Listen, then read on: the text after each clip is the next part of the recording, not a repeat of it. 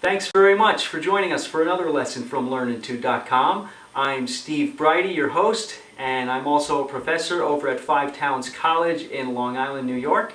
And in this week's lesson, I am going to go over a song that I promised someone that I would do a long time ago, and I kind of forgot about it, and it's a terrific song. It's called Give It Away by the Red Hot Chili Peppers. It gives us a good opportunity to discuss some of the great techniques in this song as far as the bending and double stops, and also regarding the funk guitar playing with right and left hand technique. So I hope you get something out of it. Let's get to work.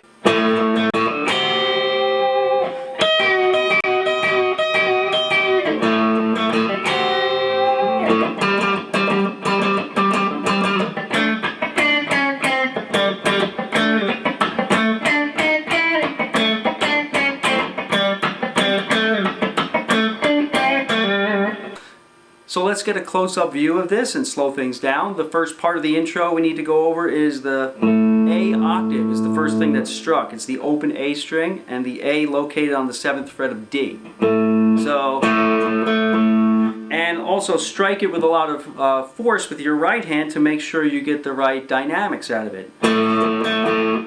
Okay, so the next thing that we need to hit is kind of an unusual chord. It's a double stop plus a bend in a 3rd string. So here it is, 8th fret of E, 8th fret of B, and the 11th fret of G, which gets bent a half step to sound like the 8th fret of the B.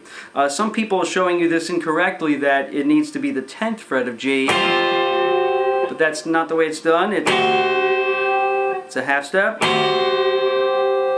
Okay, so it's pretty difficult to do, but with enough practice, just slow it down and try to get this 11th fret to bend in tune with the 8th, okay? The next part involves the 11th fret of the high E and the 11th fret of the G. This involves striking the 11th fret of the high E, which is not bent, but we're going to strike the 11th fret of the G, which is already bent, and then we're going to release the bend. So it sounds something like this.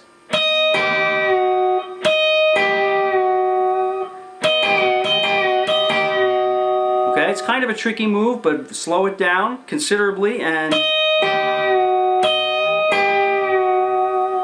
Okay, so if we put that together...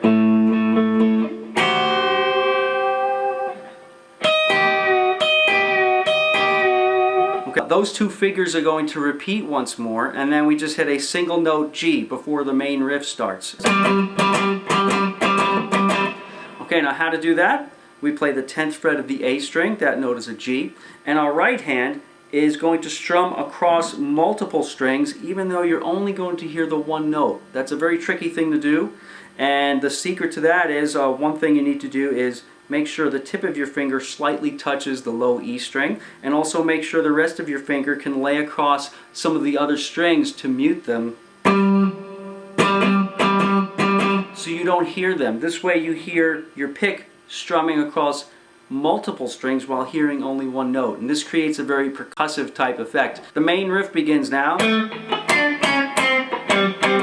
So what happens here is the first note is the 7th fret of the D, which is an A note. So the next 3 notes seem simple with the left hand, 7, 6, and 5, but there is a trick, the same trick we used before actually. When we hit this one note, for example, when your ring finger touches this 7th of the G, you want to slightly touch the B and the E. This way your right hand can strum across all 3 strings while you're hearing only this one note. Okay, so we have, those are just 2 G notes, the 5th fret of the D. The same idea here on this part of the riff. It's the 7th fret of the D string. We strike 7, 8, and 9 on the G string with the same technique of trying to slightly touch the B and the E. The second part of the riff begins.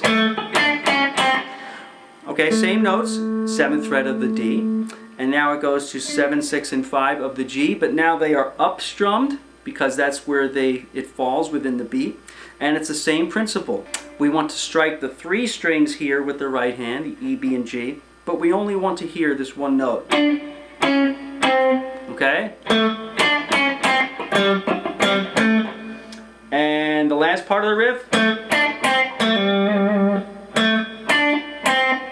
kind of uses the pentatonic scale here, 7th fret of the D, 7 of G, 5 of G. And the last part involves just these two notes, the 7th and the 5th of the D string, just being pulled off. And then you start the riff again.